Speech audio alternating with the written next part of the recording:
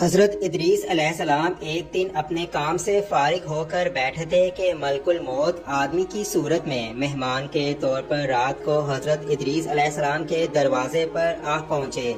حضرت ادریس علیہ السلام صائمۃ الظہر تھے۔ جب شام ہوتی تو افطار کے وقت آپ کا کھانا بہشت سے آتا، جس قدر چاہتے کھا لیتے، باقی کھانا واپس بہشت میں چلا جاتا۔ جب اس دن کا کھانا آیا تو حضرت ادریس علیہ السلام نے وہ کھانا اس مسافر کو پیش کر دیا، لیکن مسافر نے کچھ نہ کھایا اور قدم پر قدم رکھ کر عبادت کرتا رہا۔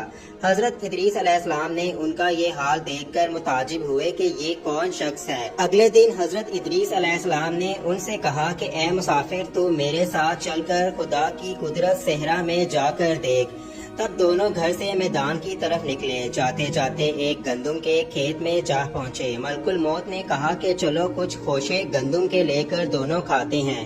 حضرت ادریس علیہ السلام نے فرمایا کہ عجب ہے، رات کو تو نے حلال کھانا نہ کھایا اور اب حرام کھانا چاہتا ہے۔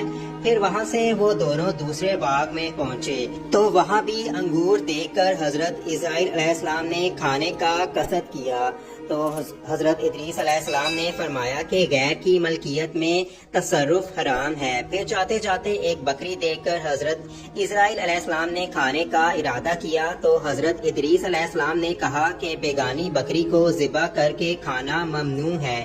اسی طرح 3 روز تک دونوں باہم گفتگو کرتے رہے۔ جب حضرت ادریس علیہ السلام کو لگا کہ یہ شخص بنی آدم سے معلوم نہیں ہوتا، آخر یہ شخص کون ہے، تو فرمایا کہ خدا کے واسطے ظاہر تو کرو کہ تم کون ہو۔ تو وہ مسافر بولا، میں اسرائیل ہوں۔ حضرت ادریس علیہ السلام نے فرمایا کہ سب مخلوقات کی جان تم ہی قبض کرتے ہو۔ انہوں نے کہا کہ ہاں۔ تو حضرت ادریس علیہ السلام نے فرمایا، تم شاید میری جان قبض کرنے آئے ہو۔ انہوں نے کہا کہ نہیں، میں تمہارے ساتھ خوش دلی کرنے آیا ہوں۔ حضرت ادریس علیہ السلام نے کہا کہ 3 دن سے تو میرے ساتھ ہے، کہ اس عرصے میں بھی تو نے کسی کی جان قبض کی ہے؟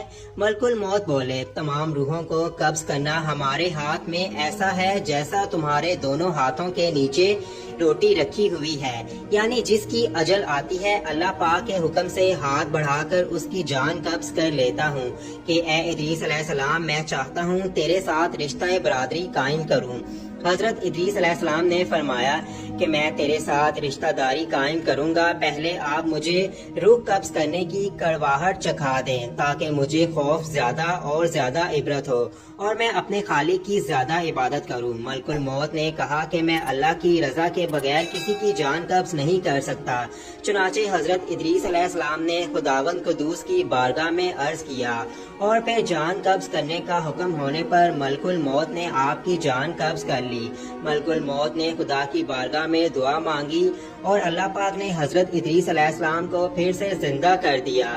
حضرت ادریس علیہ السلام نے اٹھ کر ملک الموت کو اپنی گود میں لے لیا اور دونوں نے آپس میں رشتہ بھائی چارہ قائم کر لیا۔ پھر ملک الموت نے ان سے پوچھا کہ اے ادریس، جان کنی کی تلخی کیسی تھی؟ وہ بولے، جیسے کسی زندہ جانور کی کھال سر سے پاؤں تک اتھیڑی جاتی ہے۔ پھر ملک الموت نے کہا، اے بھائی، قسم ہے رب العالمین کی، جیسا احسان میں نے تمہارے ساتھ کیا ہے ایسا کسی کے ساتھ نہیں کیا۔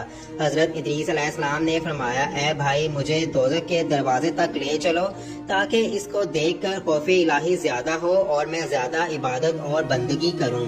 جب ملک الموت نے اللہ کے حکم سے ان کو دوزخ کے 7 درجے دکھائے، پھر حضرت ادریس علیہ السلام بولے، اے بھائی، مجھے جنت دیکھنے کی آرزو ہے کہ اسے دیکھ کر خوشی حاصل کروں اور عبادت بھی زیادہ کروں۔ ملک الموت ان کو بہشت کے دروازے پر لے گئے۔ انہوں نے بہشت کے مناظر اپنی آنکھوں سے دیکھے، پھر کہنے لگے کہ میں جان کنی کی تلخی سہ چکا ہوں اور دوزخ بھی دیکھ لی، اب میرا جگر پیاس کے مارے جل رہا ہے، اجازت ہو تو بہشت میں جا کر ایک پیالہ پی لوں۔ تب ملک الموت نے کہا کہ اگر تم واپس آنے کا وعدہ کرو۔ شدید پیاس کی وجہ سے حضرت ادریس علیہ السلام نے واپس آنے کا عہد کیا۔ بحکم الہی اپنے نالین درخت طوبہ کے نیچے چھوڑ کر بہشت میں داخل ہو گئے، کیونکہ واپس آنے کا عہد کر لیا تھا اور نالین کو بھی درخت کے نیچے چھوڑ آئے تھے۔ کچھ دیر بعد ملک الموت نے ان کو آواز دی کہ اے بھائی، تاخیر مت کرو۔ تو جواب میں حضرت ادریس علیہ السلام نے فرمایا کہ اے مشفق، رب عالم فرماتا ہے ہر نفس کو موت کا مزہ چکھنا ہے اور اب تو میں جان کنی کا مزہ چکھ چکا ہوں۔